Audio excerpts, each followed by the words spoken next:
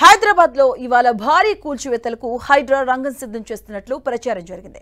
ఇందుకోసం 17 కూల్చివేతల యంత్రాలను కూడా అధికారులు సిద్ధం చేసినట్లు సోషల్ మీడియాలో జోరుగా ప్రచారం జరిగింది.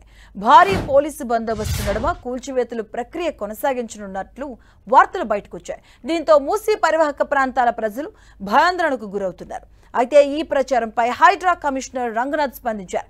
హైడ్రా ఎవరికి ఎలాంటి నోటీసులు ఇవ్వలేదు. కొన్ని సోషల్ మీడియా ఛానళ్లు హైడ్రాపై అవాస్తవ నకిలీ వార్తలను ప్రచారం చేస్తున్నాయని పేర్కొన్నారు. ఇక ఈ విషయాన్ని మీడియా ప్రజల్లోకి తీసుకెళ్లాలి అన్నారు. హైడ్రా కూల్చివేతల గురించి అనవసర భయాలు వద్దన్నారు హైడ్రా కమిషనర్. అలాగే బుచ్చమ్మ బలవన్మరణంపై కూకట్పల్లి ఇన్స్పెక్టర్తో మాట్లాడినట్లుగా తెలిపారు.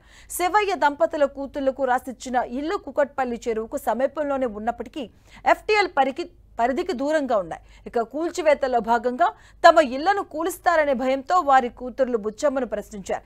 దీంతో మనస్తాపానికి గురైన బుచ్చమ్మ ఆత్మహత్య చేసుకుంది.